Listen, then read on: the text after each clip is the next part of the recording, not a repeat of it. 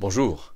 Le sujet d'aujourd'hui est trouver le plaisir, avoir du plaisir dans ce que nous faisons, dans ce que nous vivons, dans ce que nous sommes.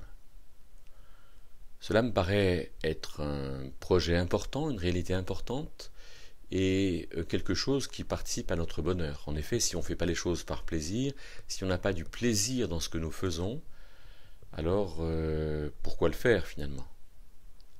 Il me semble que quand on est chrétien et quand on veut être fidèle à Dieu, on peut faire les choses par devoir, c'est-à-dire faire ce que Dieu nous demande, mais même en étant convaincu, mais en n'étant pas forcément dans le plaisir de le faire. Je prends quelques exemples. Si on a conscience qu'il faut aller à l'église, on peut aller à l'église par devoir, mais on n'est pas convaincu que c'est quelque chose de plaisant, quelque chose de riche, quelque chose d'important, quelque chose qui nous fasse du bien, et du coup on n'en a pas de plaisir. On le fait par contrainte. On peut très bien faire un régime amincissant, mais être frustré de faire du régime. Alors que le fait de faire ce régime, si c'est vraiment quelque chose d'heureux et d'important pour nous, ça devrait nous faire plaisir. On peut très bien pardonner à quelqu'un,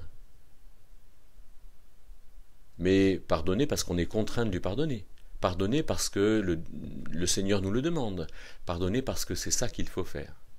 Mais si on ne le fait pas par plaisir, alors quelque part, peut-être même que nous ne croyons pas au pardon que nous voulons donner.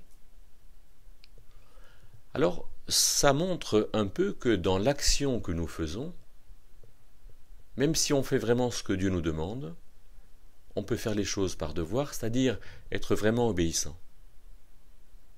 Et on en sera satisfait. Ah oui, on aura fait quelque chose de bien, mais on ne l'aura pas fait volontairement, on ne l'aura pas fait librement, on ne l'aura pas fait par plaisir, on ne l'aura pas fait parce qu'on se sera senti obligé de le faire.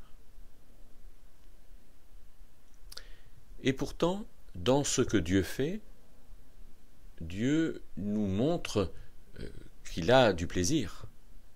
Et on va prendre 3 exemples. Le premier, c'est quand le Seigneur Jésus vient pour être roi sur son peuple, à son baptême, au baptême de Jean, qui est le baptême collectif de repentance du peuple. Eh bien, il y a cette voix qui dit au peuple, voilà, celui-ci est mon fils bien-aimé en qui j'ai trouvé mon plaisir. Dieu a du plaisir. Si on regarde ce que Dieu a fait de nous dans l'Épître aux Éphésiens, au chapitre 1er, du verset 3 au verset 14, alors on voit qu'il y a l'administration de cette plénitude des temps et le propos de son cœur qui est un propos dans lequel Dieu a eu du plaisir. Si on regarde chez les Philippiens ce que Paul écrit en Philippiens 2,13, Paul parle de cette œuvre de Dieu pour nous donner le vouloir et le faire selon son bon plaisir.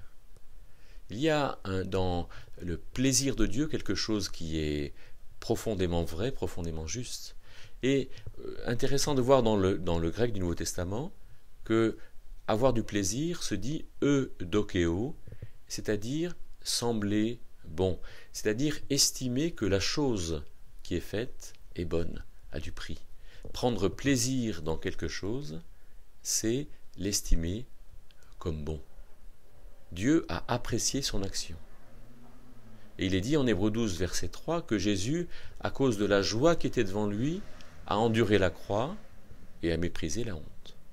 Jésus avait de la joie devant lui, la joie de toutes ses circonstances, de toute la gratification de son travail. Et je crois que cette joie pour les circonstances est étroitement liée au plaisir en rapport avec l'action. Alors, est-ce que nous avons du plaisir quand on va travailler, quand on se réveille, quand on vit une insomnie? Est-ce qu'on considère que nous pouvons faire quelque chose avec plaisir et que finalement, Dieu nous appelle toujours à avoir plaisir. Paul a dit en 2 Corinthiens 12 qu'il lui a été donné de vivre quelque chose d'exceptionnel, d'aller au paradis, étant vivant, et qu'il avait quand même une écharde, et peut-être que cette écharde était sa mauvaise vue. Il écrivait mal, il voyait mal, il avait du mal à lire. Et il a supplié 3 fois le Seigneur pour qu'il lui enlève cette écharde. Et le Seigneur lui a dit « Ma grâce te suffit et ma puissance s'accomplit dans ton infirmité. » Et Paul dit « C'est pourquoi je prends plaisir dans mes infirmités. » Et on retrouve ce même verbe « dokeo », il me semble bon, il me semble heureux. C'est pour ça que je crois que trouver le plaisir est quelque chose d'essentiel pour le chrétien, pour soi, pour qu'on soit bien assis, content de parler, content de se taire, content de faire quelque chose, dans ce plaisir que Dieu nous appelle à vivre. Mais alors, il y a un argument de Jacques, chapitre 4, verset 3, où il dit « Attention, ne soyez pas les amis du monde, que le plaisir ne soit pas un but en soi. On ne fait pas les choses pour le plaisir, mais on fait les choses pour être en communion avec Dieu et avec plaisir. Alors là, il me semble que tout va bien. »